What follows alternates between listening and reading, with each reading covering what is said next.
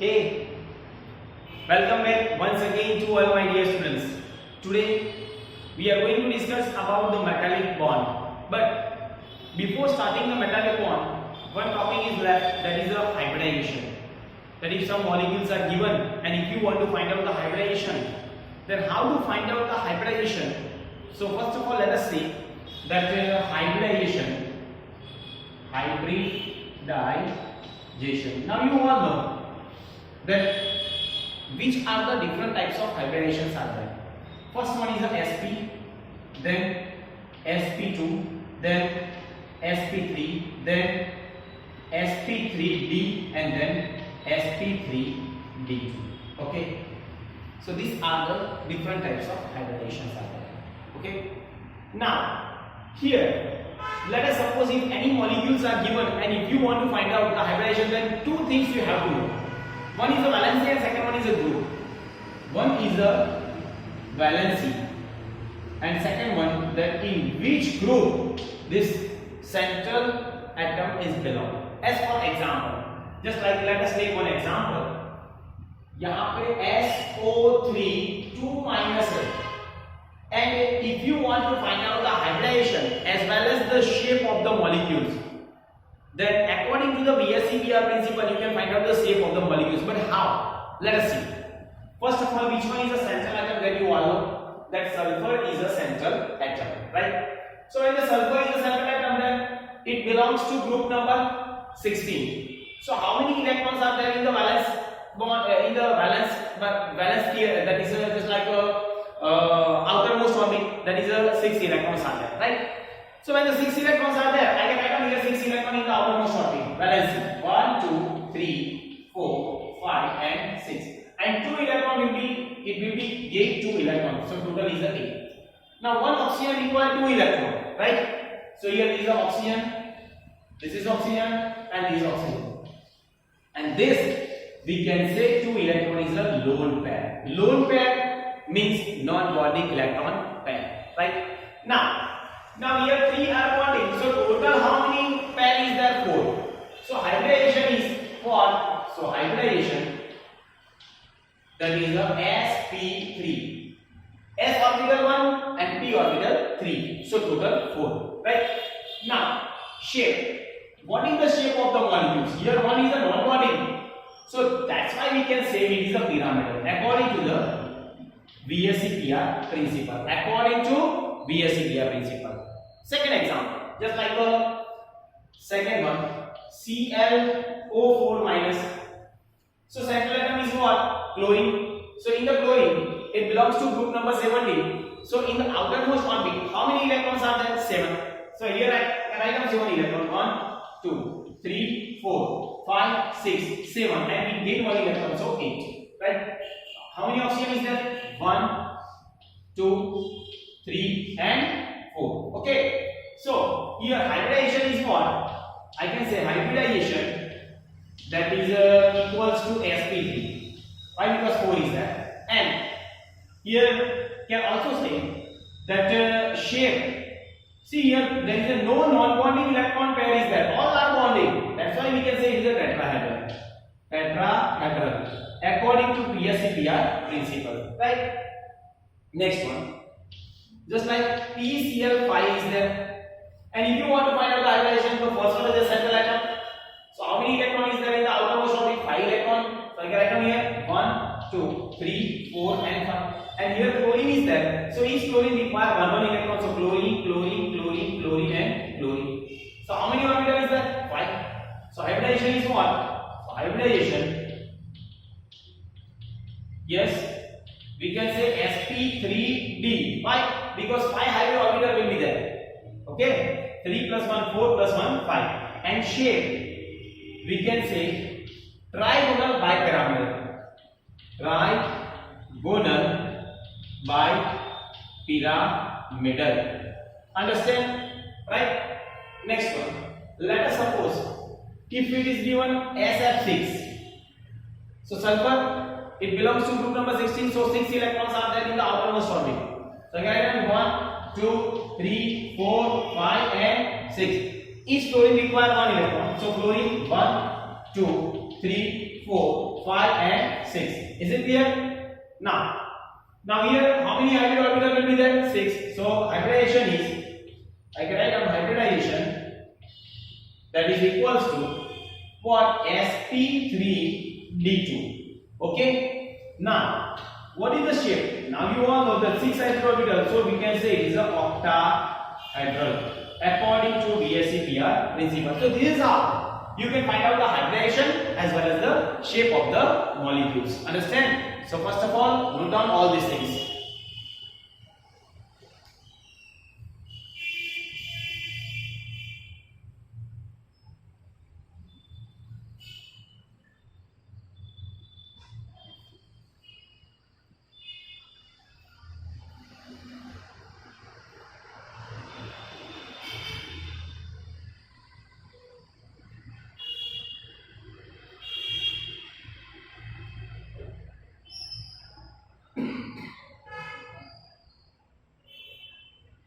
Okay, now next point, that is the concept of metallic bond.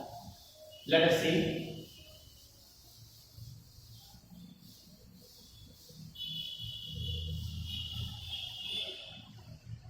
Here, concept of metallic bond. Concept of what? Metallic bond. Metallic bond. Okay. First of all, you can say that the less ionization energy of metal indicates that the metal electron has a less attraction, right? And that's why we can say that the ionization energy of the metal will be very, very less. Okay. So first point I can say that the less ionization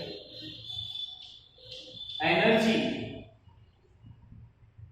of metal indicate that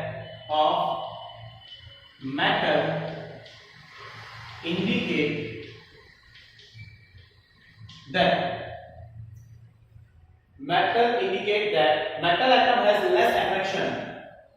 Metal atom has less attraction of electron for valence electron, right? For valence electron, right? Is it clear? So the valence electron is less attracted towards the nucleus in the metal. So that's why, as it has a less number of valence electron, we can also say to form the covalent bond. So it is impossible to form the covalent bond between the two metal atoms, right? So between the two metal atoms, the covalent bond is not possible. So I can write down here the next point, that as it has less number of valence electron to form a covalent bond, it has less number of valence electron, 1, 2 or 3, to form a covalent bond. To form a covalent bond. So it cannot form a covalent bond because the less valence electron is there. Hence, covalent bond between the two atoms of the metal is not formed. I can say, hence, covalent bond between two metal atoms are not formed, right? So it cannot form a covalent bond. Okay. Now, as a result, the directional property is not observed in metal. It cannot show any directional properties. So, as a result, the directional property are not observed in metal. Is not observed in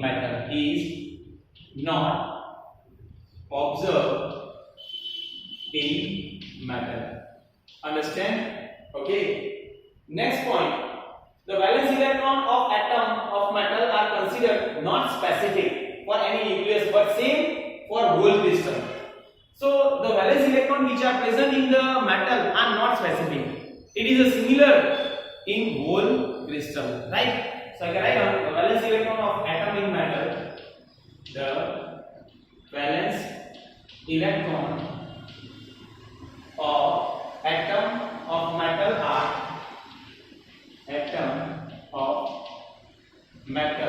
are not what specific for any nucleus.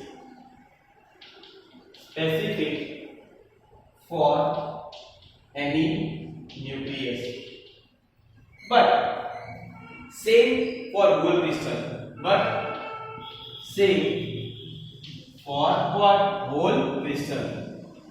So it will be same for whole crystal, right? Valence electron. Next point says that the electron, this electron are called delocalized electron. So we can say that whatever the delocalized electron, valence electrons are there, it is free to move anywhere in the crystal, right? So this electron are called delocalized electron. This electron are called delocalized electron. And as delocalized electron can change their positive charge kernel, the delocalized electron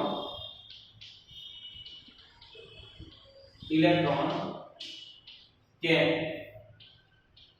change what?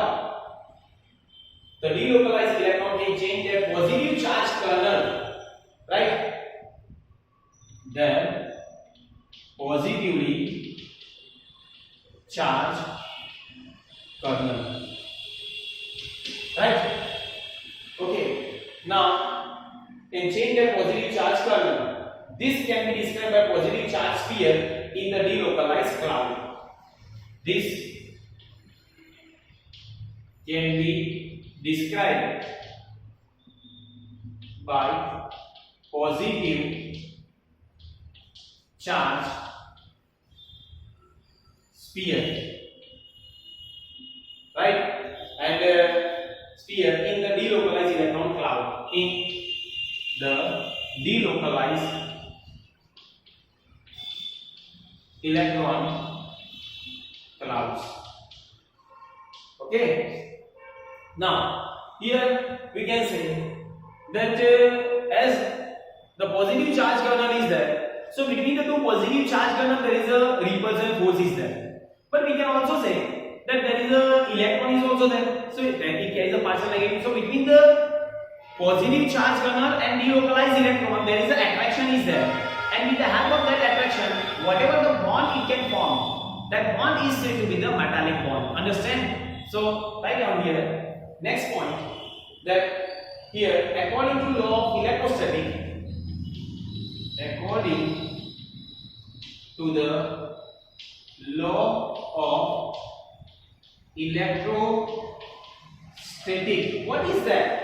That when the law of electrostatic we discuss, the atomic kernel being positive charge, the atomic kernel is being positively charged, and we can also say there must be repulsion between each other, and there must be repulsion between each other, right? So there is according to the electrostatic, as you all know that positive charge there is a repulsion is there between the atomic kernel, right? So that the atomic kernel are come close to each other, right? So that it come close to each other, right? Now the attraction of atomic kernel and delocalized electron keep the atomic kernel together. The attraction delocalize electron and positive charge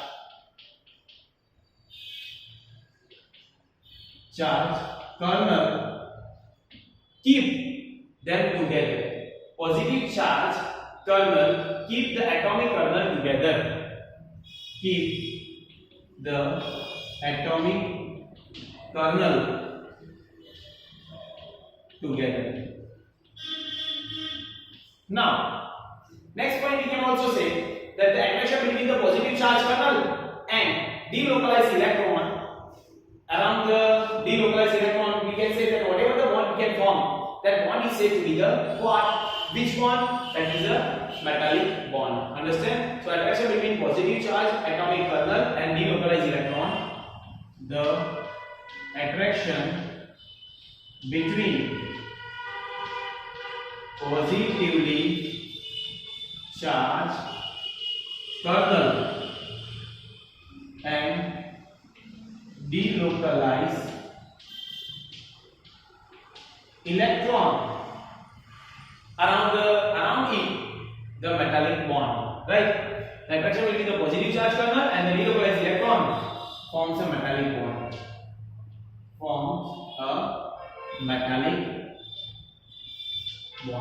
Right?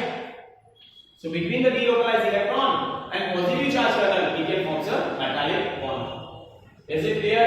Now we can say that the arrangement will be such that the atomic kernel accommodate in least possible space, right?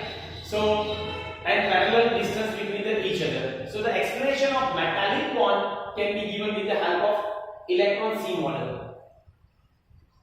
The explanation of metallic bond is given by what? That electron C model. Electron C model. Now see below. What is this? That you consider that the delocalized electron is just like a C, and in that C the positive charge kernel is placed and it will be float the positive charge kernel, so that there is an attraction between the positive charge kernel and the delocalized electron, and whatever the bond it can form, that one is said to be the metallic bond, right? So this way, so according to this model, the metal crystal is considered as a C of delocalized valence electron. The metal crystal is considered as a C of delocalized electron. C of delocalized valence electron. C of delocalized valence electron. Right? And you can also say that the positive charge kernel is imaging to be float in it. Then the positively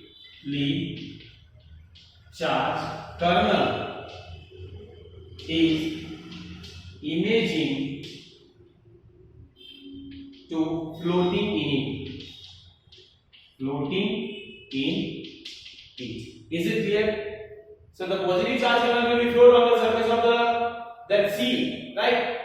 And thus they are arranged near to each other. Okay? Because of presence here, the positive charge kernel and delocalized electron has a strong attraction force. Thus, the positive charge kernel and delocalized electron possess strong attraction force. And thus whatever the bond is formed, that bond is said to be the metallic bond, and thus the bond form is called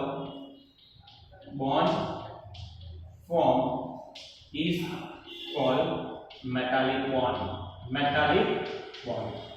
Right? So here the positive charge kernel, then electron is there, it will be, the arrangement will be such that it will be close to each other, it requires the less space, then there is the attraction is there, just like see here, this is the positive charge tunnel, right? And the arrangement is just like parallel to each other. See here, negative, negative, negative, negative. Same way here also. Here, right? This is the positive charge tunnel. Here, negative, negative, negative, and negative. Plus, plus, plus, plus.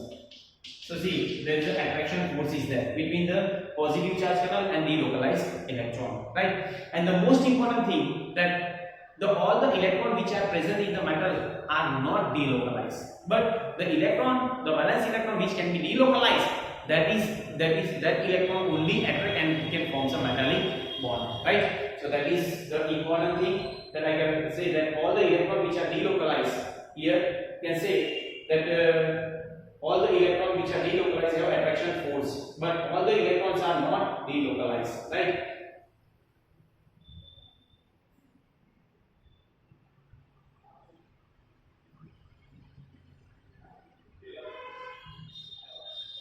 Is it clear? So the last point, that is that all the outermost or valence electrons which are present in the metal are not delocalized, but the electrons which are delocalized, that is only attracted towards the positive charge kernel and forms a metallic bond. That means we have to know, right? So let us revise the whole topic. First of all, we had discussed that concept of metallic bond. In the concept of metallic bond, first point, that is a less annihilation energy of the metal are because of what? There is a less attraction between the what? Valence electron. Is it clear? It has a less number of valence electrons, so that it cannot form a covalent bond. Between the two metals, the covalent bond is not possible, and as the covalent bond is not possible, it cannot show the direction properties, right? So the valence electron of atom metal are not specific for any nucleus, but it will be same for whole crystal, right? So that electron is said to be the delocalized electron. Thus, the delocalized electron can change the positive charge kernel, and this can be described by the positive charge sphere in the delocalized cloud. Around the positive charge sphere, means positive charge kernel, there is a delocalized electron clouds are there, right? So according to the law of electrostatics, the atomic kernel is being positive charge, and there must be the repulsion between them, right? And so that they are go away from each other, but so that they are here must be repulsion between them, so that as there is a repulsion is there, they are not come close to each other, they are go away from each other, but away to each other. But the attraction of delocalized electron and positive charge kernel keep the atomic kernel together, right? And that's why the attraction between the positive charge kernel and the delocalized electron, whatever the bond it can form, that bond is said to be the metallic bond. It will be explained by the electron C model. Let us consider that the C delocalized electron, valence electrons is just like the C, and in that it will be imagined that the positive charge kernel is floating on the surface. So between the positive charge kernel and the electron, that is what attraction is there, and strong attraction force is there, and whatever the bond it can form, that bond is said to be the metallic bond. And all the electrons which are present in the metal are not delocalized, but the electron which can be delocalized, that only attracted towards the positive charge kernel and forms a metallic bond. Understand? So the arrangement is just like this way, that positive charge, it will be parallel to each other, right? Is it clear? Okay, so all these are about the metallic bond. Okay, so first of all, read, and in this video up to here it's enough. Now only the last topic is left in this chapter, that is the Poisson rule, right? So in the next video we are going to discuss about the Poisson rule. Okay, so thank you very much.